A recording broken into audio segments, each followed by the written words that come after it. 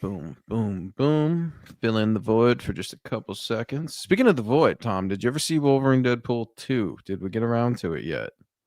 I have not seen that movie yet. No, not yet. I've Come seen on. the other two Deadpools, but I haven't gotten around to that one yet. I kind of lost interest in Marvel a I hear while you. back.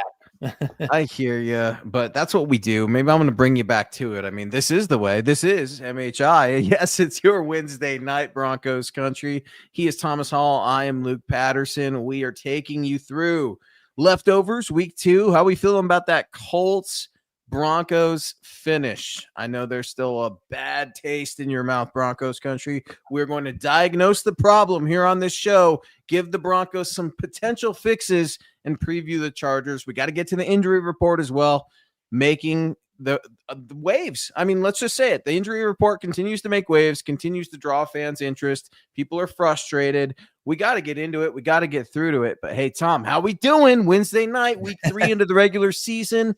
The Broncos are 1-1 after suffering their very first loss of the season on the road. Back-to-back road games, heading into LA, back to Cali. What are we feeling on a Wednesday, Tom? We feeling confident? We feeling nervous? What kind of show are you and I about to have? I'm not too confident after watching the defense just get destroyed by Daniel Jones and Jonathan Taylor. Man, it was ugly. And I tried to warn people about Singleton. I said he's old and he's coming back on an injury, and sure enough, he did not look very good. So, not feeling too good about going into a high-powered Chargers offense that's 2-0, and yeah, it worries me a little bit. Yeah, I just got done writing my keys. You can read them. Keys to victory against the Chargers coming out tomorrow at milehighhuddle.com. And there's been a lot of reaction over at milehighhuddle.com from our team regarding that Colts defeat. Tom, let's get right into it. This defense is supposed to be the character of this team. We have defined it not only on this show, but on other shows on the Mile High Huddle community in multiple publications. Elite. The word elite in this defense tends to come up a lot until Daniel Jones makes the Denver Broncos defense look suspect. Jonathan Taylor earns AFC Player of the Week for a performance against Vance Joseph. Denver defense. Patrick Surtain, right? Zach Allen, Nick Bonito, Jonathan Cooper. What happened? I mean, you have rough days, obviously, but that was a very rough day for the defense. It was it's one of those days where it was so rough that you got a question about whether or not this defense is what we saw in week 1. That's the problem. How it's like Jekyll and Hyde. I mean, they got shredded by a bust, a quarterback who's been known as a bust for a long time, and a Colts team that wasn't supposed to be very good, but they came out and I'm not as worried about the last second penalty and the missing of the kick and all of that. I'm more worried about the defense being able to stop any of the offenses that can throw against them, just like Daniel Jones did. 100%. And what happened to the pass rush that you and I are constantly bickering over for the betterment of this team? You're a Nick Bonito guy. I'm a Jonathan Cooper guy. Both of our guys do well for this Broncos defense. There were no shows, getting penalties, getting shook and baked. Jonathan Cooper out there by Daniel Jones. I mean, we don't make excuses on this show, Tom. It's not something you and I have ever done. But to almost go sackless, and your one defender that logged a stack, Justin Strnad, who's played quite well, Tom, in the past couple of weeks. We got to give Justin Strnad his due, if you will. But Justin Strnad is the only Denver Bronco in the sack column. The Denver secondary has some questionable performance and MAs, if you will. Pat Surtain, Zach Allen, they exit the game early. They both returned. And good news, Broncos country, they are not on the injury report today. We are going to get to it. I know, Broncos country, I'm feeling a little frustrated. Tom, I'm curious what your position is on that as well.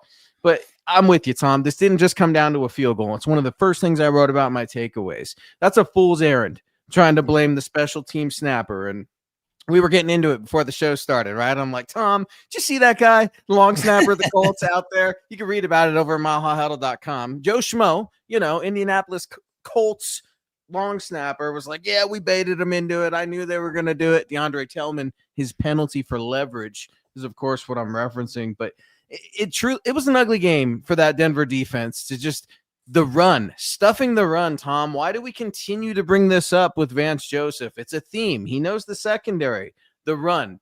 Stopping the run plagues Vance Joseph wherever he goes, even in his second tour here with the Broncos. Yep. Yeah, and I said another thing on this offseason. I was worried about the defensive line because they don't have that big run stuffer in the middle. And everybody's like, DJ Jones got re-signed. And I'm like, okay, he's an okay player, but obviously they need somebody. They needed a Malcolm Roach out there who's obviously on injured reserve. They need somebody in the middle who can, clog it up. And then they also need, some linebackers who can actually go sideline to sideline and make some stops. I will bring up a positive note, right? Because we have to be fair.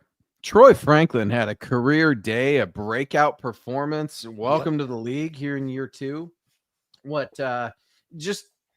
did we see this coming? I was shocked to see Troy Franklin being a Broncos offensive playmaker. And I didn't know if it was so much Cortland was freezed up, right, by a Colts secondary who was injured, by the way, or if that was the game plan. I don't know, Tom. What'd you make of Troy Franklin? Because the guy looked great. They're trying to sprinkle him into this offense. He had some momentum, good energy. What do you think of Troy Franklin, Bo Nix heading into LA? Does it continue to heat up? Well, I would hope so. I mean, they seem to have a pretty good connection, and Troy Franklin is leaps and bounds ahead of where he was last year at this time. So I'm pretty proud that he is, has gone out and done all these things. Watching him on Sunday, putting it all together. So that's pretty cool. When I didn't think he had it in him. So I'm pretty excited about Troy Franklin's future, but the offense wasn't the big issue. I didn't think this weekend. I thought they played pretty well.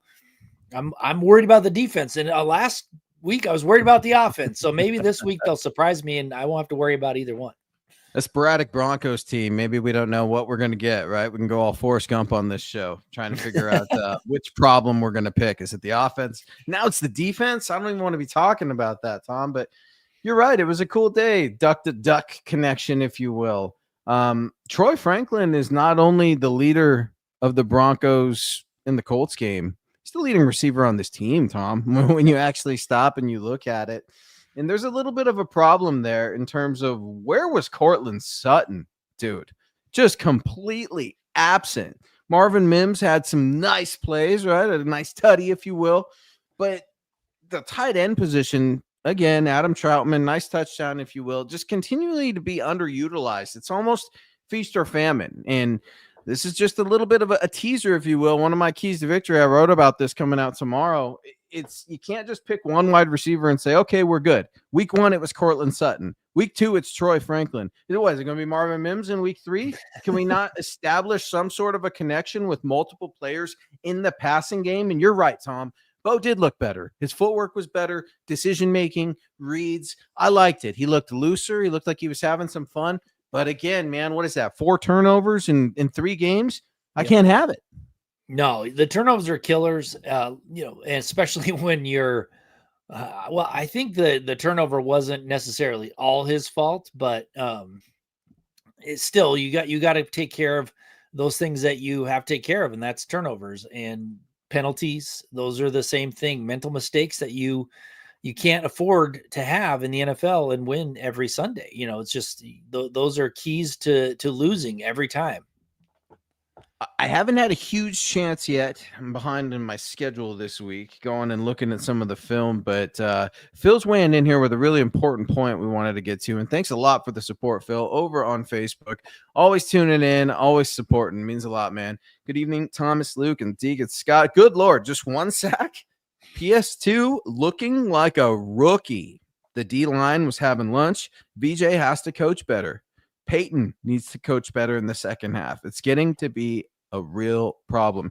I'll push back against that just a little bit, maybe an overreaction Wednesday. I tend to have overreaction Mondays in Broncos losses, Tom, and ask my wife and kid about it. It's a tough day here in the Patterson house, but it's I struggled to go there at PS2. Yeah, I mean, he was a little bit banged up. Again, he was out there, but the secondary just had a tough day. You talked about it, a soft coverage, some questionable calls. We could talk about referees in every game, but we don't do that. We don't make excuses on this show.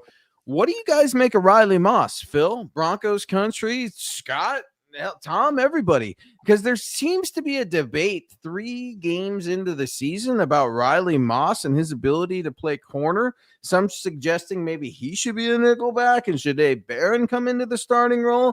I think it's a little bit of an overreaction, just like Pat Surtain being called a rookie for his Colts performance. What do you think about Riley Moss in the Denver secondary, at least after a bad outing in Indy? Yeah, I mean, I don't want to get too worked up about it after one game, but if it's 2 games, then it starts to become a pattern, so that then you start to worry about it. But it was, he had a solid season last year, looked really good, got injured and struggled. He came out last week, looked good, and then he had a rough game. I think the entire defense pretty much had a rough game. I think that Vance Joseph did not have them prepared, did not have the right calls. He's the leader of that defense, and the buck stops there. So you can talk about all the other, players, but I just think his defense, his scheme that he wanted to play in that game was not the right one. It's put everybody in a bad position to begin with, and then they also had a bad day. So it made for 400 and some odd yards against allowed for them. Yeah, it was like a six yard per play average or something like that. It was just absolutely abysmal. And again, Jonathan Taylor wins AFC Offensive Player of the Week off of the performance against your Denver Broncos. It's interesting, Tom, when we talk about the secondaries, you look at the Chargers just a little bit, just to turn the page, if you will, and we can get into it. Let us know what you're thinking. You want to get into the Colts? We can rehash it. But it's time to move on. It's Wednesday. We got the injury report. Chargers, man. Chargers are sitting on top still, Tom, king of the hill in the AFC West. And I'm curious, right? Someone plugged this into the AI machine. It's interesting. How many times in NFL history has an opponent beat their entire division in the first 3 games? That's something the Broncos could potentially be staring at here with the Chargers, who, as you guys know, beat the Chiefs in week 1 down in Brazil, beat the Raiders on Monday Night Football. Here they come, hosting a Denver Broncos team that's limping into LA. Yeah. Well, and if they expect to have a performance, if they want to get a better performance, they're going to have to play a lot better, because Justin Herbert is playing with stud. I would probably say one of the best right now outside of Jordan Love and maybe Lamar Jackson. I mean, he's out there. He's playing with a full set, Tom. Yeah. I mean, and the thing of it is too, like if you go check it out. I got it right here. If you look at him against the blitz on Gridiron Intelligence, what I'm going to go do right now, and his ability against the blitz, which is what Vance Joseph did in week 1 to really stifle that offense. I mean, his actual pass distance is, top 3 in the NFL right now. In week 1, at least, it was top 3 in the NFL, and his passer rating is pretty darn decent against the blitz. So, I mean, it's over 100 against the blitz. So I don't know what Vance Joseph is going to dial up that's going to rattle Herbert in this game. Maybe some Hufunga. At least that's coming in from Cody, who is an exclusive member of our MHH community. Guys, head on over to YouTube, smash, join, become an exclusive member like Cody, get access to new content from MHH. Guys, why the heck did Vance Joseph play Hufunga the way that he did? He's literally the only guy that can help with all the crappy linebacker play in terms of coverage. And Cody, we also have to consider Hufunga's adjusting and Vance Joseph is still adjusting. And it was frustrating to watch the defense operate as a whole. But Tom, we've been talking about this. You've definitely been on the Alex Singleton thing. I know he's not Scott's favorite. He's not my favorite. He's a serviceable linebacker. I don't think he's anything that should be in the Pro Bowl or anything like that. I don't know why it is the Broncos don't really want to develop inside linebackers. And if they do, they tend to try to make them experiments and edge rushers and just leave them alone and cultivate some inside linebackers. But you're starting to see that. And if we're seeing that, you think Justin Herbert sees that? You think Jim Harbaugh sees that? I mean, this is a Chargers offense that is going to test this Broncos defense.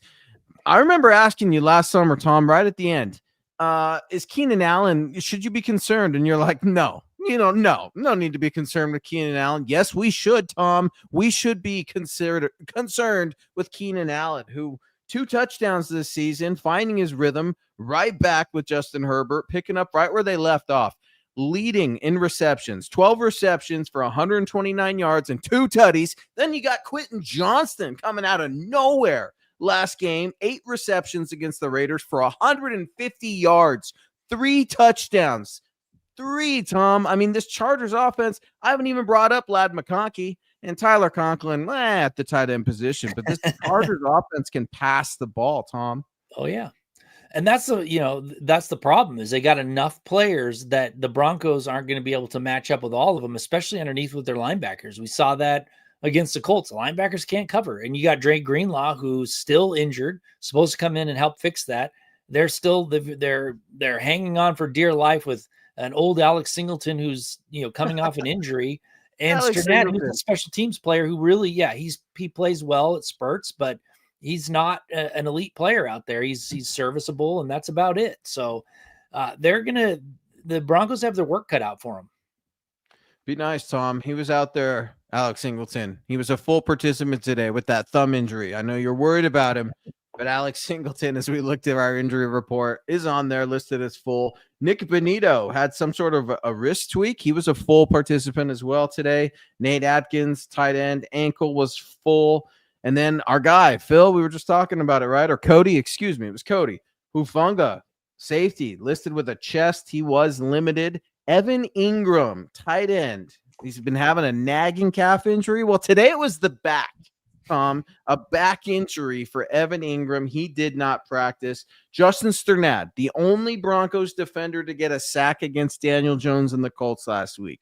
One of the only Bronco defenders who's been playing his ass off the past 2 games. He is on the injury report with a foot. He did not practice, Tom. And surprise, surprise, my favorite free agent signing, who I just had to have here in Denver, Dre Greenlaw, he is still out with a quad. He did not participate in practice today. What do you make of Evan Ingram, tight end, with a back injury? First the calf, now the back.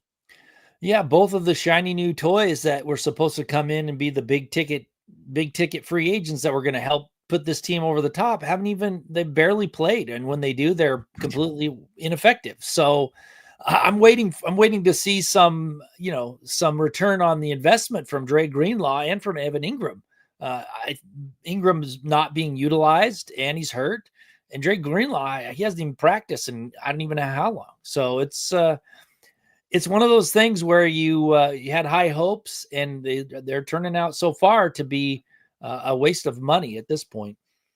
What's interesting in the free agency too, and we just talked about Hufanga, who is playing very well and leads the team in tackles. That's got to make your guy Alex Singleton mad, right? Remember when he was the guy? And that's what Broncos country could hang their hat on, because you got to love Broncos country if you're a player, because they get attached to these guys. He's a good dude, right? Yeah. Alex Singleton, you hear about his family, you see what work he's involved with. He's a good dude, and you want to cheer on those type of dudes, but I saw you on Twitter, Tom. I saw you over there at Thomas Hall NFL getting after it today, getting after Alex Singleton. And you're exactly right, man.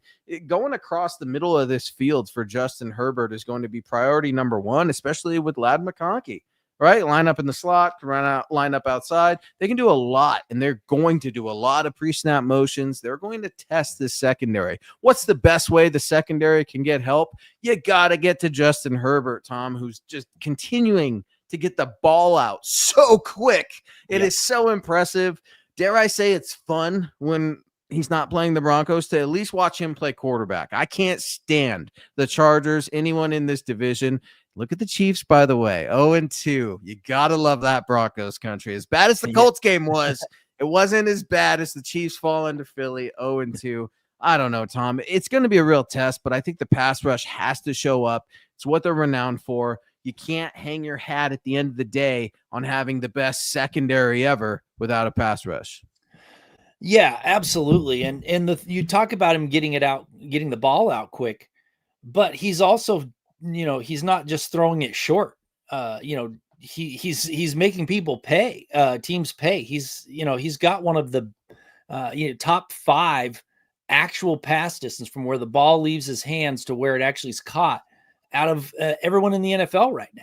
So it's not just these short little quick get these passes out of his hands. He's actually doing some damage on some pretty good passes. So it's like I said, the Broncos defense has their work cut out for them. This Chargers team is on fire right now. Their offense is putting up yards and points. Obviously, it's early in the season. Things are going to start to even out, but this is an important game. If the Broncos want to take this game, they are going to have to figure out how to get to Justin Herbert and not just let him pick them apart over the middle with these linebackers who can't cover.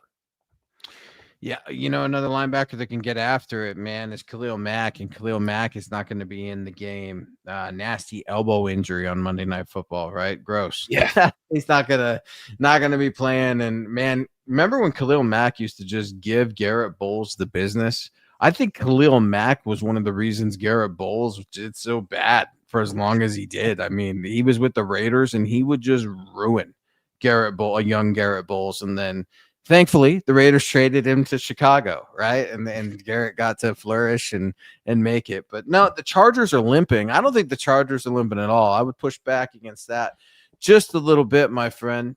This Chargers offense and defense is formidable. They're dangerous and they're disciplined. Now, I know there's the saying, right, Tom? I don't know if you've heard of it, but Chargers gonna Charger.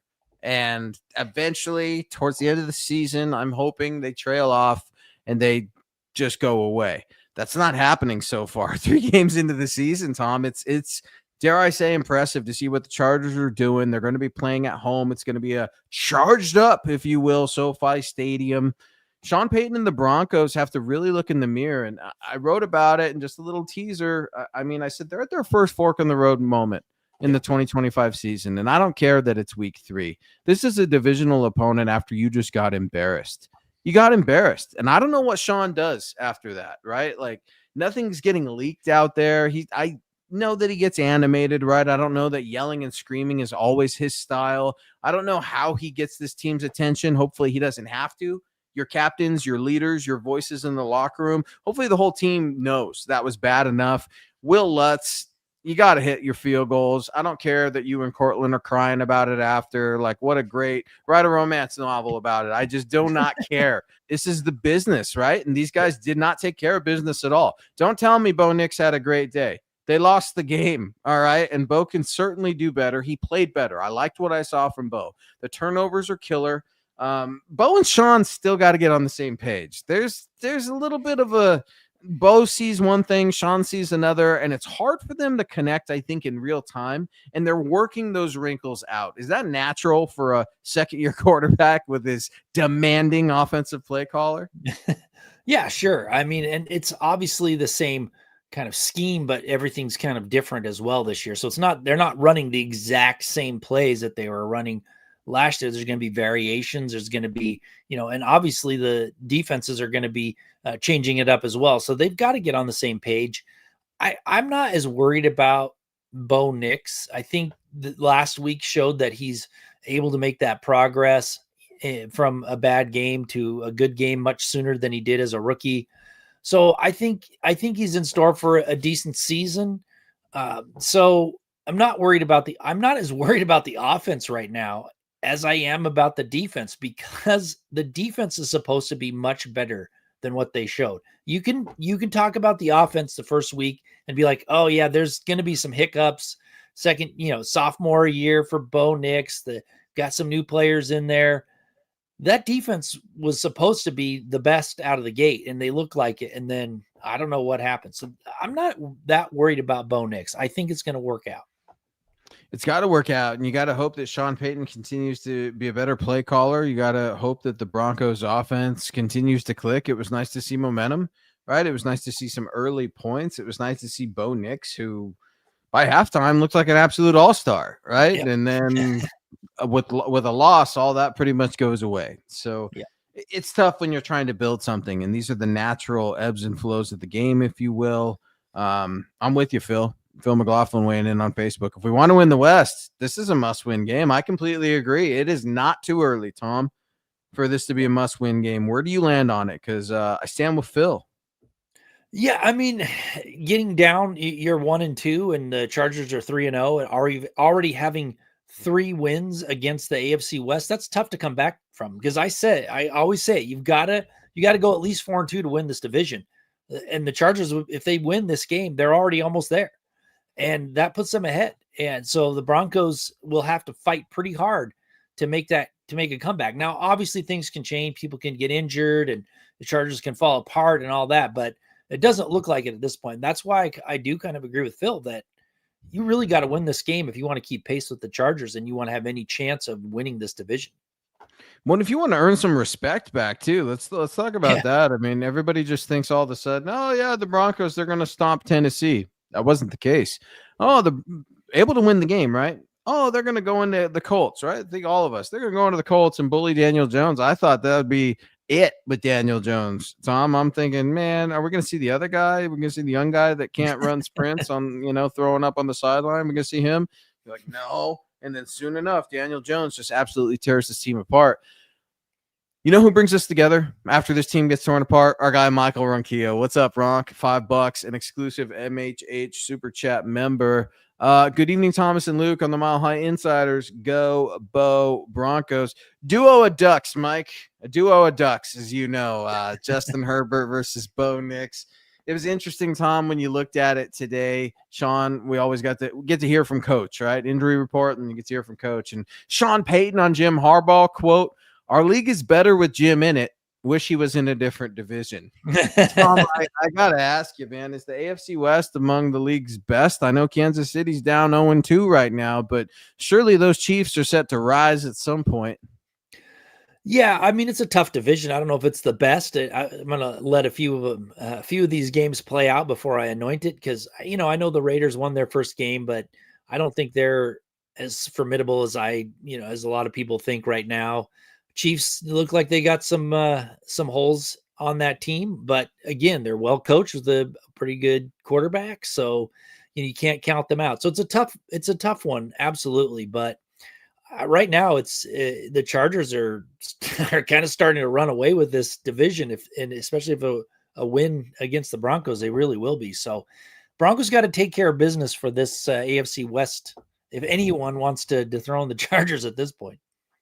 Well, and too, the Broncos don't do very well in LA, right? As Cody reminds us, look, the Colts O-line, they look pretty good. How are the Chargers offensive line look? How's the Chargers offensive line looking? Well, they've had to move some things around, right? After Rashawn Slater got hurt, their left tackle. So they moved Joe Alt, who was the right tackle, if I'm not mistaken, over to left. And Mekhi Becton's still floating around in this league. He's a right guard.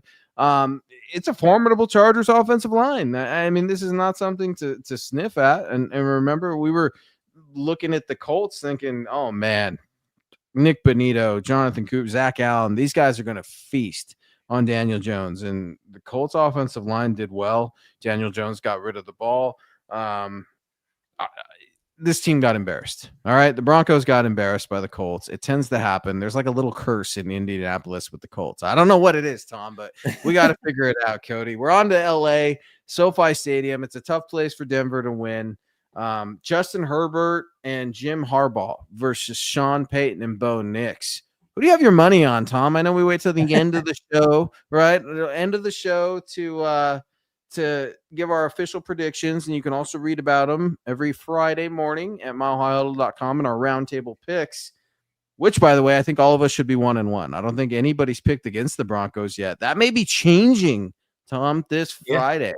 You'll have to read about it. But yeah, if I just presented you those options, because some of these fantasy pie in the sky ideas, Tom, they're actually happening. And Sean Payton's going to be teaming up with Tom Brady coming out of retirement. What does that look like? We're going to get into that and more.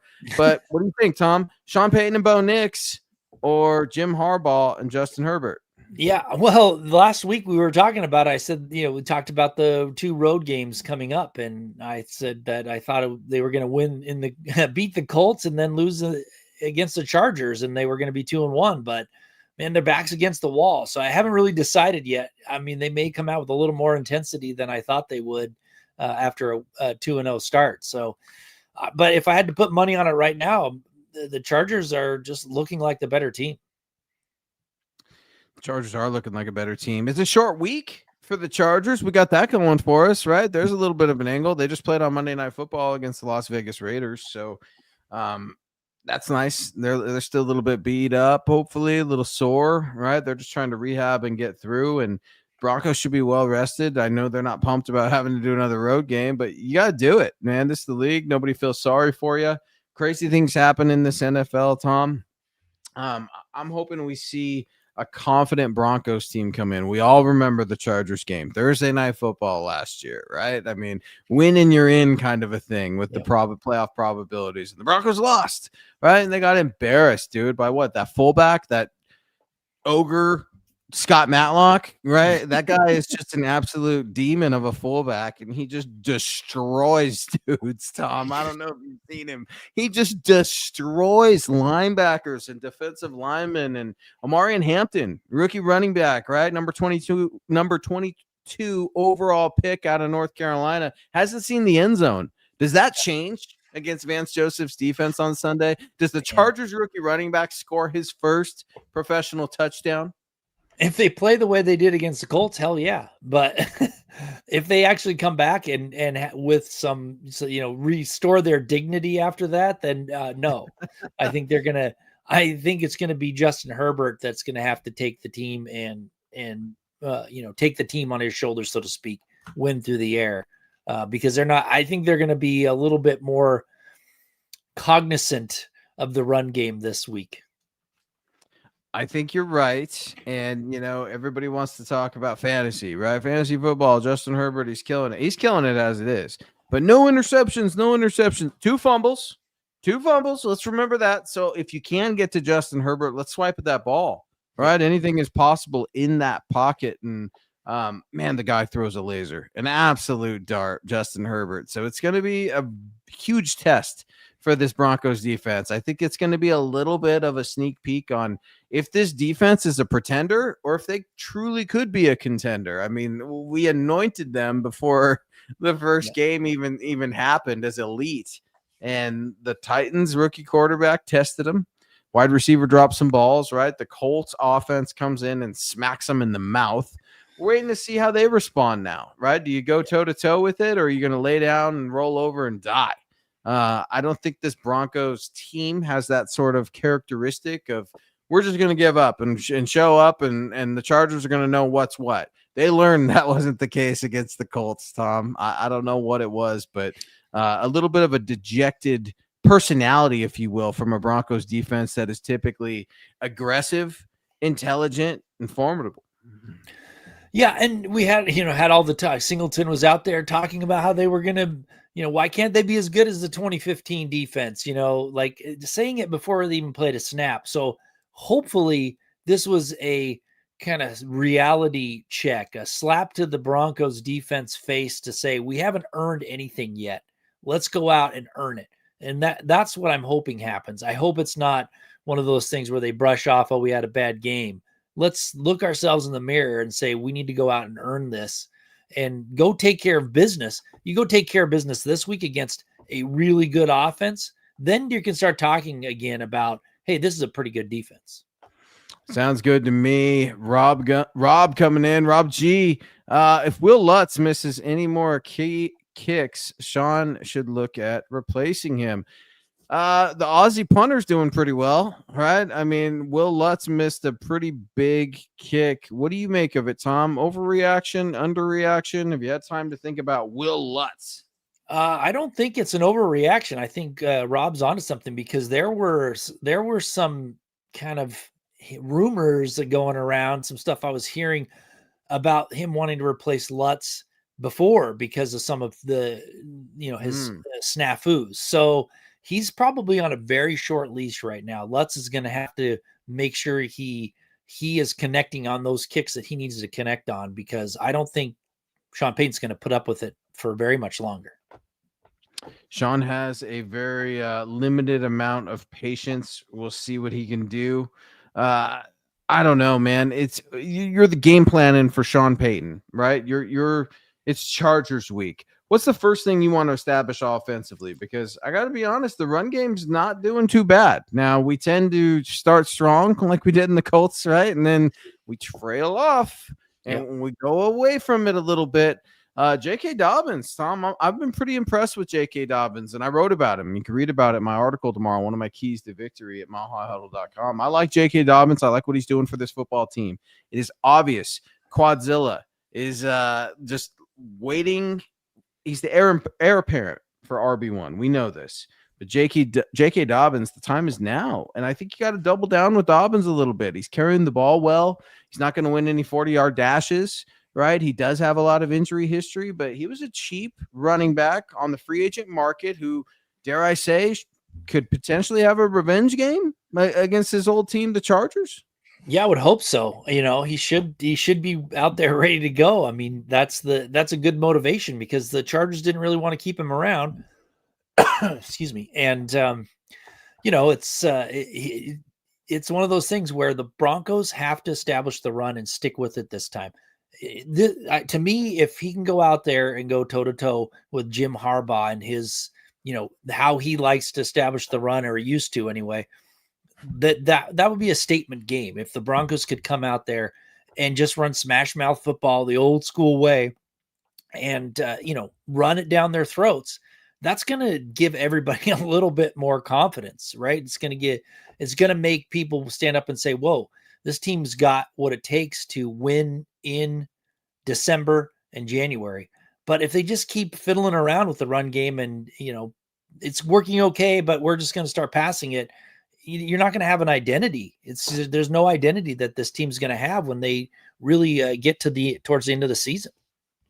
No, you got to try to figure it out quick. And we're simple creatures, right? We like to stick it to the people that no longer believed in you or could afford you, or you weren't part of their plans. And some people take it personal, others don't. I think that's to each their own, but Ronk is right onto it, right? He's like, yo, J.K. Dobbins homecoming game against the Los Angeles Chargers. And I hear you, Broncos country. A homecoming game. He only played one season with the Chargers. He did better than you think with LA, and I take you through it tomorrow at milehighhuddle.com. J.K. Dobbins, man, it's time to double down. I'm not saying he is the guy that the Broncos need to hitch their wagon to for the whole season. Remember, this is a man who's had ACL, MCL, Achilles, multiple knee injuries, right? It's one of the reasons the Chargers are like, hey, go find a new home. We're good. We know what we want. We're going to go draft a first-round running back, Omarion Hampton. I'm excited to see that because a lot of people liked Omarion Hampton as well in Broncos country. This will be that first meeting, if you will, right? And Broncos country still waiting to meet Ashton Genty with the Las Vegas Raiders as well. So that was a big storyline coming out of the NFL draft. Did the Broncos get it right? Was Jahdae Barrett, who had a little bit of a welcome to the NFL moment against the Colts. So great storylines, Mike. You're exactly right. Here's an interesting comment from a name I haven't seen in here. What's up, Maddie? Thank you for joining the show.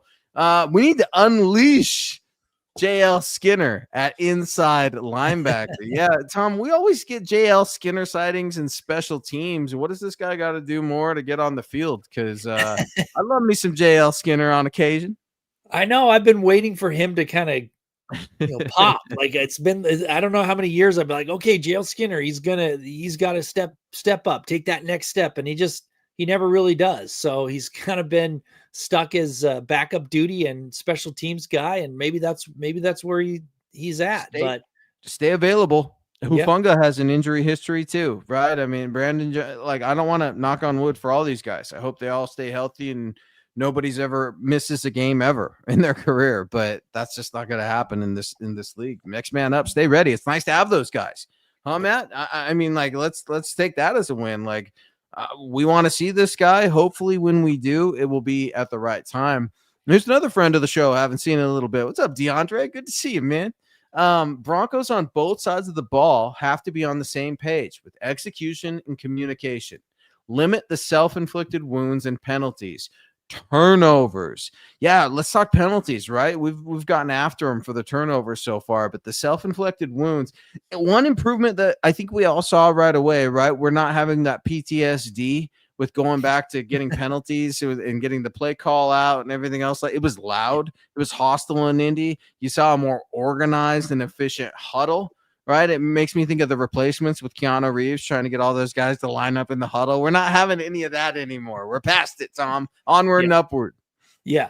Yeah, it was definitely better, but you're absolutely right, DeAndre. It has been uncharacteristic compared from what I thought was going to be coming off of last year. I thought there'd be a little bit more precision, a little bit more mental part of this game, not so many mental mistakes this year. I thought we were kind of past that when we turned the page, saw the new Broncos, saw the way they practiced, saw the way they were playing, their mentality. But here it is. I mean, we're still talking about it week 2 when other teams aren't having these same problems. And it's one of those things where you're right. You've got to get your head into the game, stop with the penalties, the dumb penalties, and go out there and play with crispness and good execution. David, man, David's having a hard time with this team. We got to reel him back. David's saying, man, no faith in the coaching. I mean, 3 games into it, and David's having a hard time with it. David, you're right. There are tons of areas for concern here. There are a lot of bad habits that this team needs to break, but you saw signs of life, right? It wasn't a blowout. It was a gut-wrenching loss. I think that's why we feel the way we do, right? You're almost like a parent sometimes with this, and you're like, I'm mad and disappointed. I'm not just disappointed, I'm mad too. And it's tough to be able, and that's part of this game that we love so much in professional sports, health, sports in general, life in general. How do we turn the page quickly and move on, right? It doesn't mean things are without consequence or repercussion and sometimes reward, but to be able to compartmentalize this pretty quick for the Broncos and turn around to play their first divisional opponent of the year in the Los Angeles Chargers on the road for a second straight week. I mean, this could be a watershed moment for the Broncos as well. It's not all doom and gloom. We're talking about how concerned we should be, and you should be very concerned. This is a good football team with a good head coach and a dynamic quarterback who is just starting to reach his prime, man. I mean, Justin Herbert looks great, and it's going to be a great test for this defense to see if they come back swinging, if they, tuck their tail between their legs. And how about the offense? Right? How efficient does Sean Payton want to be? We all know he scripts everything, right? What is that script going to look like in the second half, if there is such a thing? What's the adaptation look like? Because Sean is he's got so many bad habits when it comes to wanting to reinvent the wheel, prove everybody wrong with passing, and it continues to stub this team's toe and kill him, Tom. It kills him, and it drives me crazy. And maybe it's one of the reasons David's having a hard time with it. I can understand, David. It can be frustrating. Yeah, and the thing of it is, as fans, we have to sit here and stew about it for a whole week. When it comes to the team, they're already on to the next thing. They're already implementing the what they're going to do for the next team up. They've kind of put that behind them, and it's easier for them to put it behind because they're thinking about their next opponent. Everything is pointing towards that.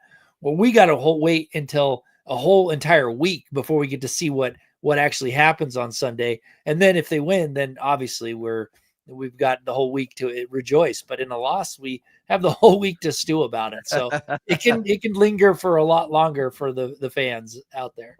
Well, and that's why it's an interesting time of the week for our show and why I love Wednesday nights with you guys on MHI, because we're into the injury report, right? We're getting into leftovers from the Colts, but we're also getting into keys to victory for the Chargers. We're analyzing how the Broncos overcome what they couldn't in the previous week, right? Like, how do they get on track? It's what we do here every Wednesday night.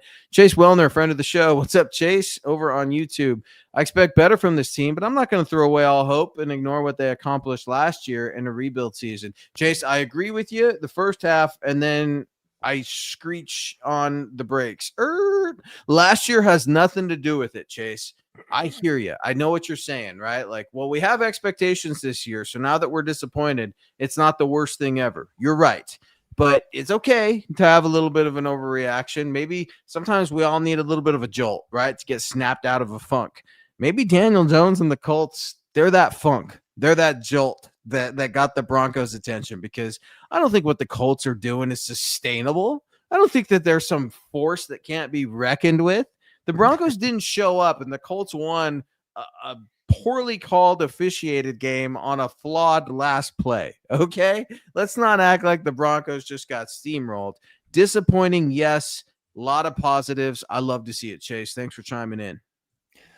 Yeah, I'll disagree with you there because I do think last year means something because why we're thinking that they were going to be better this year is because they exceeded expectations last year. So we're bringing that from last year to this year, and I know last year doesn't matter, but those expectations should be higher. And what we saw against the Colts kind of put a little pin in that balloon, so to speak, when we were thinking about how great this defense is going to be, especially. Now, you're right. On the road, you lose on a crummy call. We would be talking a little bit different if they had actually won, but I would be still talking about the defensive performance, and that is the thing that bothers me the most. It's not that they lost, and it's not that I don't think that they can put together better games mentally, stop, making these dumb mistakes. The defense got shredded by a team with Daniel Jones as the quarterback. Now, I know every quarterback, they can get a resurgence at times. You don't want to write them off. They go to another place and they play better. But it's still Daniel Jones shredded a defense that was completely unexpected. Jonathan Taylor running for a lot of yards was not completely unexpected to me. But Daniel Jones performing the way he did is what kind of makes me step back and be like, whoa, maybe I overestimated the chances of this Broncos team. Todd Ostendorf, good friend of the show and member of the MHH community, weighing in. Look, guys, the Broncos were way ahead of the schedule last year. You have to keep that in mind. Teams across the NFL take some time to get things clicking. Todd, yes, that is true. But shouldn't that also be why the Broncos defense should be clicking right now? These guys have been together for a long time. Not a ton of new pieces. You're right. The offense traditionally struggles, but like Tom said, Daniel Jones and the Colts, I didn't see that coming. Which, by the way, what's your opinion on the owners, right? We saw it twice last week, listening to the play call. And of course, I'm talking about what Mrs. or Ms. Irsay with the Colts and Mr. Brady with the Las Vegas Raiders. Some ownership getting in on the play call. What's your opinion of that, Tom? Kind of a controversial new take, if you will. Yeah, I don't really care. If they're the owners, they want to listen in, that's fine. If they want to meddle like Jerry Jones does, then that's fine too. Just I hope it doesn't happen on the Broncos. Yeah, I don't want to see Greg Penner, right, or Kerry Walton Penner up there. They seem to be pretty engaged, and these are business titans of industry, regardless of where you're at on things. And I think sometimes deals are getting done, right? I think craziness is happening up there in that box, man. These are serious people. But I hear you, Todd. You're right. It's you got to be fair with these guys. You got to give them time.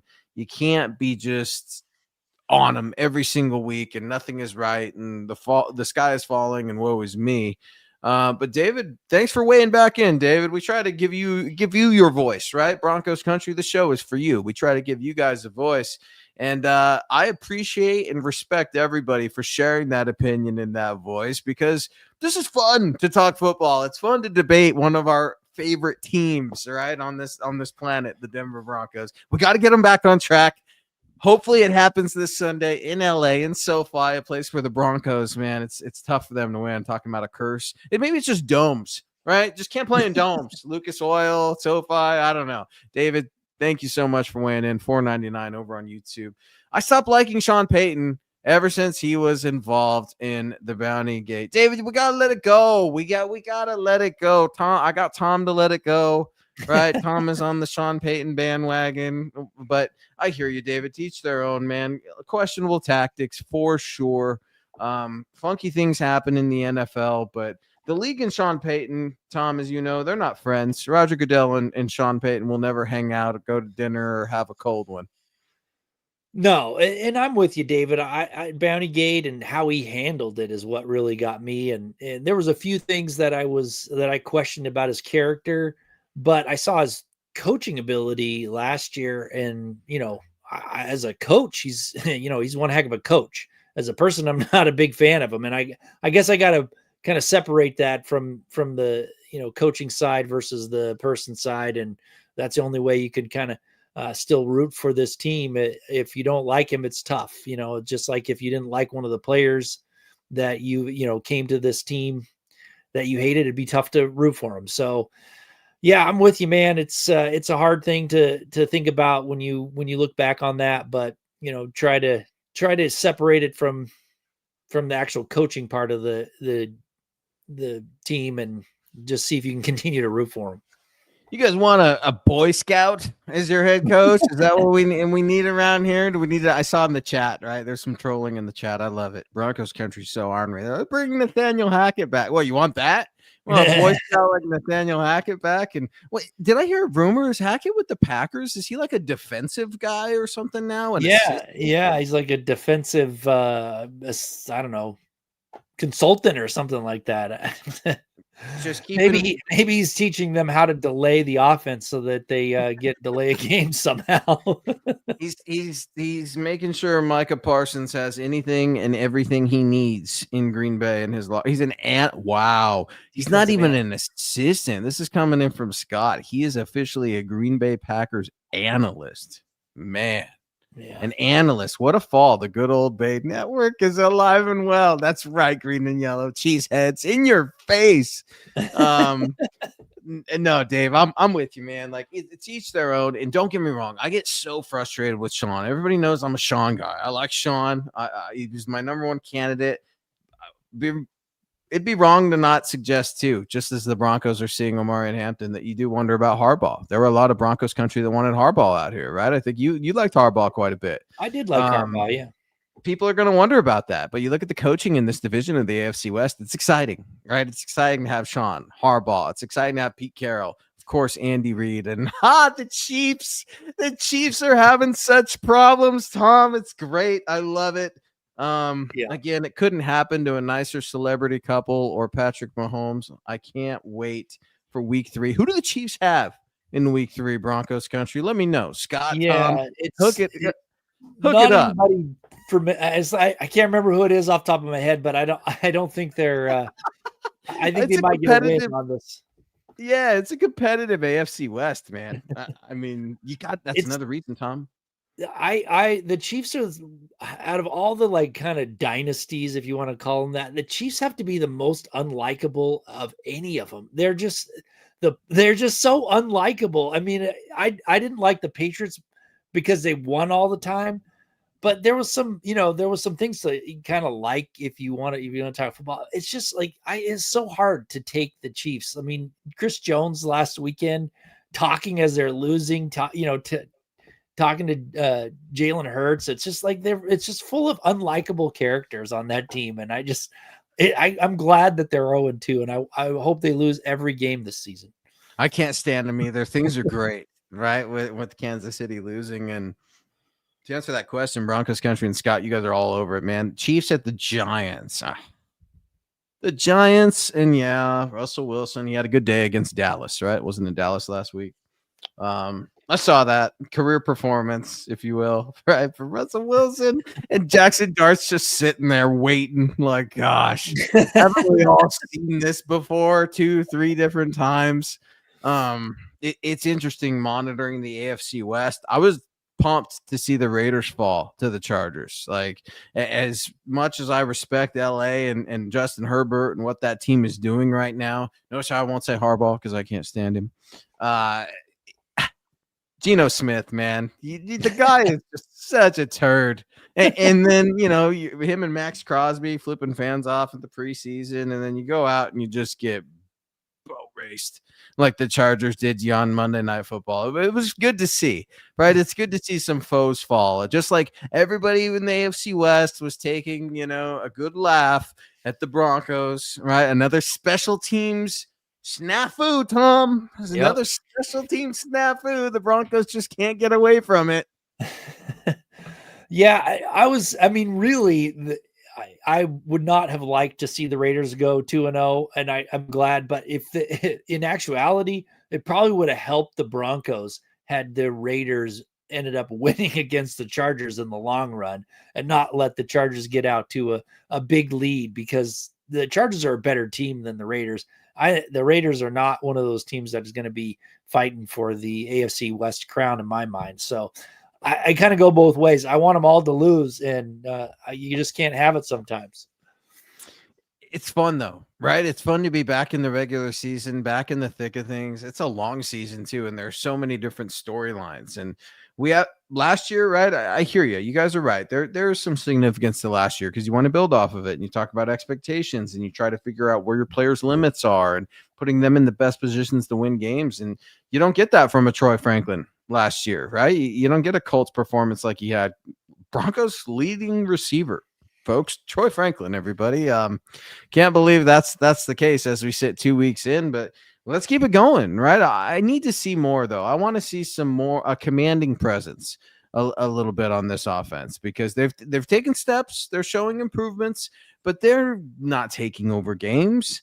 They're not, and I'm not saying go hang 50 on a team, but I'm consistently prove to me that you can get first downs, that you can win the time of possession is nice, right? Like these little things build. You see an offensive line, Tom, and I'll give them credit. They're building. You know, I'm not a Luke Wattenberg guy, but I think the offensive line is doing quite well, at least the past couple weeks. And, you know, I think Bo is helping himself here, at least in week 2, but huge expectations for this team in week 3 in terms of the Denver Broncos, because nobody's going to make excuses for the Broncos, right? I mean, half of Broncos country tried to do it all week with the refs, and you can't file a formal appeal, all right, to the league and get the game reversed or get everybody to fly back to Indy and line up and do it over again.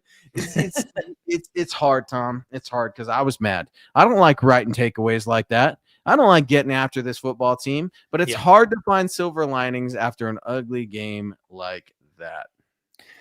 Yeah, well, again, it was one of those things where they should have won the game. It was a penalty that flopped it. Even though the defense played awful and there were mistakes, they still should have walked away with that W, and it didn't happen. So there are some silver linings if you want to think about it. Going on the road in a game that they actually had won and should have had won, that's tough in the NFL, going on the road and winning. So to be in the game and should have having won that, you can't. It doesn't spell doom and gloom, as long as the defense can return to its normal self this week. I think people will start to feel a little bit better. I will. Boom. Well, it's all about Tom feeling better. So we got to make Tom feel better. The defense damn well better show up, because if doesn't, it's going to be hell to pay next Wednesday night here on MHI. David Schlosser Jr. over on Facebook reminding everybody, guys, smash that like button, subscribe to MHH, and guys, get at us on X at MHI_pod. Tom, normally I'm going to get in front of this one. I'm going to let you do what you got to do. But I'm nowhere near a prediction yet. I just finished my key victory. It'll be out at milehighhuddle.com. This is the toughest game on the schedule thus far, obviously, right? The next one, we're on to LA, as Bill Belichick would say. But I don't have a prediction yet, man. This one is, I hope it's close. I hope it's exciting. I hope it's one of the all-timers, right? We always remember Peyton Manning and Phillip Rivers getting into it, and the comeback in San Diego at the time. So it would be cool to have a division classic like that. It would also be cool to have the Broncos show up on all 3 sides of the football, offense, defense, and special teams, and try to get it done.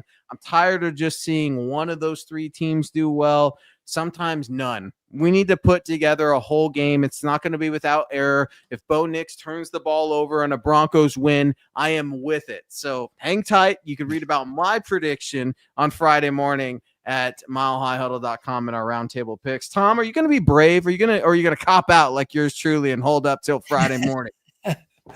Yeah, I have not. I'm the same thing. I haven't really thought of my prediction, but from last week, I thought they would drop this one in LA. So I'm going to stick with it. Unfortunately, I want them to win every game, but they can't. So we'll see. That would make a lot of people in Broncos country flip back the other way and not be so worried. 48-17. That's a perfect way to end it, man. Boogie coming in here. Broncos 48, Chargers 17. Guys, get at us with your official predictions over on X. That's at Thomas Hall NFL. Yours truly at Luke Patterson LP. Guys, head on over to the mothership, milehighhuddle.com. Subscribe on YouTube. Become an MHH exclusive member. Again, I got my keys to victory. I'm going to take you through all of it. How to beat the Chargers tomorrow morning on milehighhuddle.com. Head on over to gridironintelligence.com. Check out Tom's new site, his new project, Advanced Analytics. None of the BS, just numbers, just analysis. So, Tom, another fun show, man. Wednesday night in the books. I'm excited and I'm nervous about this game on Sunday, man. Even talking predictions, man. I'm like mom spaghetti, hands getting a little sweaty and everything else, man, because this is going to be such a pivotal game for the Broncos. A first fork in the road, if you will, moment. Yeah, and it's interesting. I'm always usually a little nervous, I would say, or anxious about the games coming up. But I've been so busy trying to get this business rolling that I haven't had the time to even like take a step back and even really let it sink in. So I actually am feeling pretty good. So, I don't have that anxiety anymore with the Sunday coming up in Broncos football. So it's been nice. Well, pretty soon we'll have anxiety, right? Because they got to fly across the pond. See my guy WJB, man, Broncos international game. Those international games are right around the corner, guys. They're going to be here before you know it. So, William, guys, everybody, Facebook, YouTube, Twitch, X, wherever you catch us, we really appreciate it. If you can't get us live, you're listening on Spotify or iTunes, thank you very much for your time. It truly is the most valuable resource that we have in this life. Head on over to X at Mile High Huddle. milehighhuddle.com. Again, Tom is at Thomas Hall NFL. Yours truly at Luke Patterson LP. Scott at Scout Kennedy. Broncos country into LA. Week 3. This is the way. This is the way.